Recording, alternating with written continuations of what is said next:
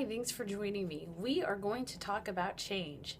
It's a hot topic this time of year as a new year is coming our way. And I think for a lot of us, I think part of the human experience here, if you're somebody who sets yourself some New Year's resolutions, would be that we often will have good intention to change, but we get 2, 3, 4 weeks into it and slowly, little by little, our good new habits sort of go away, they dissipate, and they're replaced again by whatever it was that we're trying to get rid of. So I thought, hey, let's talk about some of these factors that come into play that maybe sabotage our ability to change in the way that we want to.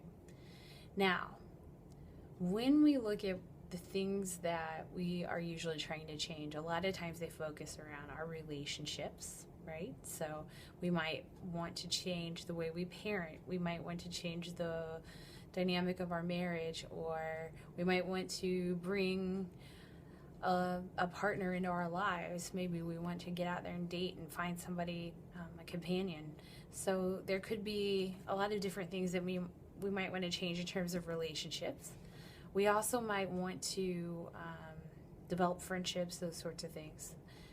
Self-image is another big one. So, or self-concept, or anything that has to do with like being a healthier you, a more vital you, a stronger you, getting rid of old negative habits that impact our health in bad ways, and wanting to focus in on things that give us positive self-image, confidence, health, vitality, those things. So a lot of our goals center around that stuff. And I think that our sexuality comes into play with both of those in a lot of ways, depending on the situation. But, if you're partnered, probably sex is coming in a lot, because in most modern relationships, we know if it's a long-term relationship, oftentimes there's going to be some kind of discrepancy in terms of desire, especially for parents, or there could be issues around just things that aren't quite resolved, or things that we want to improve on. So sex is a big one, and oftentimes it's not one that people will overtly say that they're working on, but it's somewhere in the back of their minds. Even if it's just that I'm going to keep avoiding sex, which a lot of us who are married maybe, that's always kind of back there. Like, how can I get out of doing this? So just know that you're not alone, and a lot of people struggle with similar things. You're not weird or anything like that. You're also not weird if you want it more than your partner does, and you have difficulty around that. So none of that's weird, but I think it's important to take note of, because we know that these are the things that drive people apart and create a larger distance between them. So in this year to come, as you think about what it is that you want to change, I want you to know that part of change is really just understanding what the catalyst is, like what's motivating you. A lot of people come to me when they're in like a time of crisis in my private practice. So they have maybe been knowing for years that they need to change something in the relationship. Maybe they've really like gotten onto each other about it, or one spouse is saying to the other, I really need you to change this. If you cannot get a grip on this, then we are going to be done. But maybe they don't really say it very seriously, or the other person doesn't take them seriously, so that's just sort of like, oh yeah, right, whatever. So we put it off, and then 2 years down the road, it comes up and it's just really not working out. People get upset, and for whatever reason it just gets good enough for a while. Maybe a little bit of effort's made, and it seems like, okay, well, we can deal with this. Life gets in the way. We get busy with other things. Then you go down the road a few more years, and at some point, usually people get pretty tired, and they're ready. They need to see some major change. And when that happens, that is usually when there's an all-out crisis. Maybe someone actually does leave someone else. Maybe an affair brings everything to light. But whatever it is, it's the catalyst. It's often a crisis. So at that moment of crisis, we are often motivated to finally change. Maybe it's when we receive a very negative health diagnosis. Maybe it's when someone's leaving us. Maybe it's when someone's had an affair. Maybe it's when we look in the mirror and we don't even know who we are. We feel completely lost, or we're about to lose other vital things in our lives, our jobs, our money. But when you look at those moments of crisis, those are usually wonderful catalysts for change. The idea being that who really wants to have to get into a crisis to finally do what they know they need to do for themselves?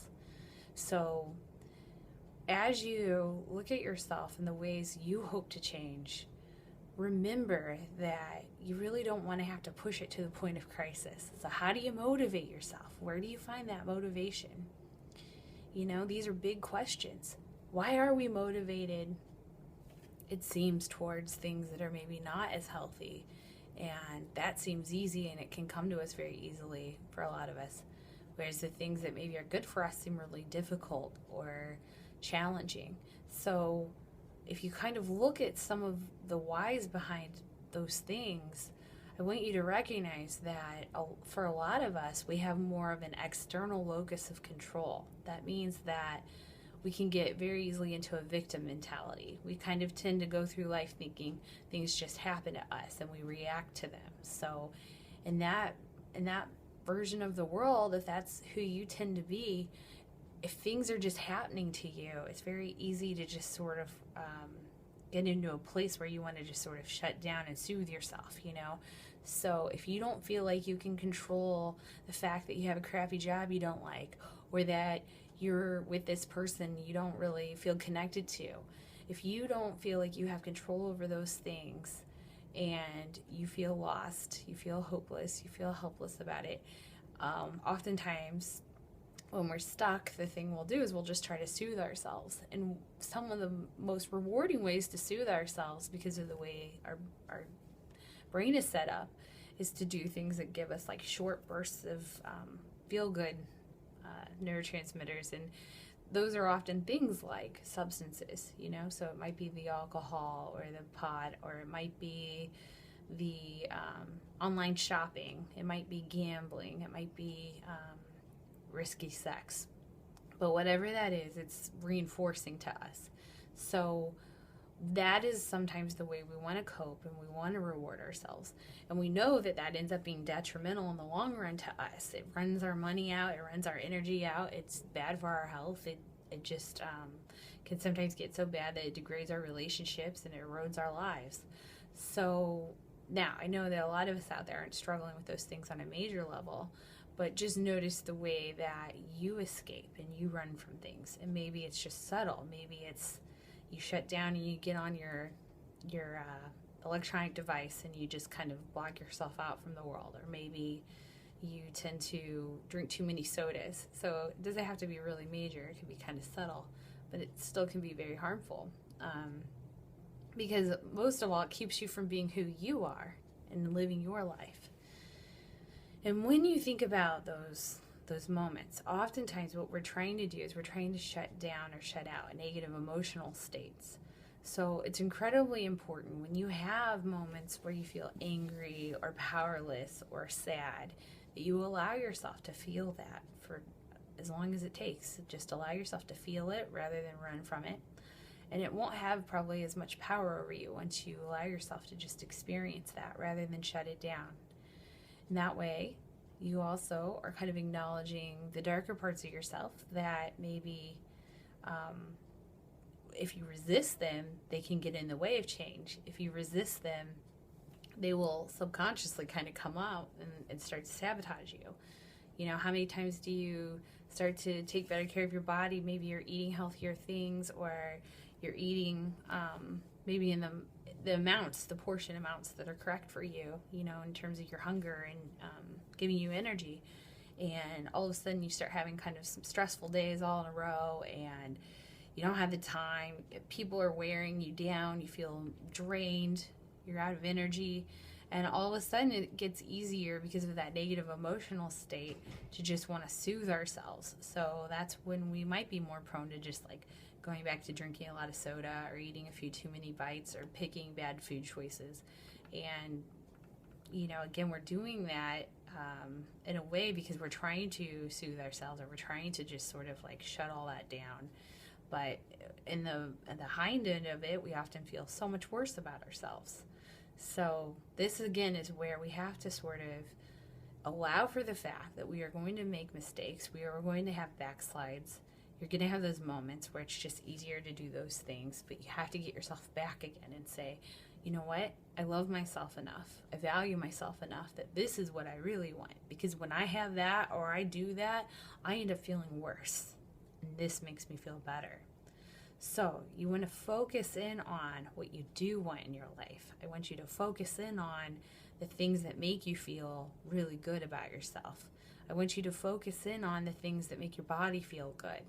What can you bring into your life that makes you feel better?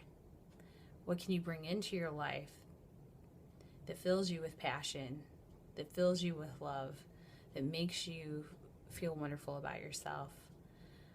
What can you bring into your life? Focus more on that than things you want to get out of your life. And I will tell you, if you do that, you are shifting that locus of control from this outside world affects me, I'm a victim of it, I can't help it, to I'm empowered, I know what's best for me, I'm going to pick what's best for me. I have control of those parts of my life. Again, you don't have control necessarily over everything that happens to you, but you do have control over how you respond. You don't have control over your feelings. That's important to know. Feeling states come up. You can't help that you might feel very sad or angry. And I think sometimes we feel so weird about that. We think we're not entitled to feel sad or angry, that we just shut it down. So I'm not saying you can't feel it. You need to feel it, but then what you do about it, just because you're angry doesn't mean you have to yell. You know, just because you're sad doesn't mean that you have to hold yourself up in your room and cry all day. So that's not what I'm saying. But you're entitled to your feeling. Allow it. Don't run from it. Accept it. And once you do, you might not feel compelled to do the destructive things you might have done with that feeling before. Because the root of so many of the things we want to change in our lives comes from that stuff, that very basic stuff. Think about all the negativity in our relationships, our lives, our unhealthy habits, and how much those are reactions. How much are those just us trying to run from things rather than just be in the moment, get inside yourself, act from a place of love, act from a place of self-love. Think about how different your life would be. And I want you to recognize that change is very gradual for most of us. Now, you will see that there are probably choices in our lives we made. We were able to cut something out completely, very quickly, never went back, whether it's a person or a situation or a chemical of some sort, caffeine, cigarettes, whatever. Yeah, we can do that. We have the capacity for that. But a lot of the change in our lives will happen very slowly and over time. It's one of those things where you won't even realize it's happening, but then you look back, maybe you're 6 months into the future and you look back and you think, gosh, I don't even remember how I was or how I lived that way. How did I drink that much soda every day? Whatever that is. How was our marriage so unhappy? You look back and you think, gosh, I'm glad I'm not there anymore. And now I can see that things have improved. And I want you to recognize that because it's gradual, it has to be very intentional. So every little action, everything you do every day builds upon itself, okay? So, clearly everything you are is like a manifestation of everything you probably thought, felt, whatever, a year back, 5 years back. It's like, it builds on itself. So you got to remember that you didn't just get where you are right now, being who you are, out of nowhere. Like, this has been built on for years, and that you have at any point in time the option to start to build a new way of being, okay?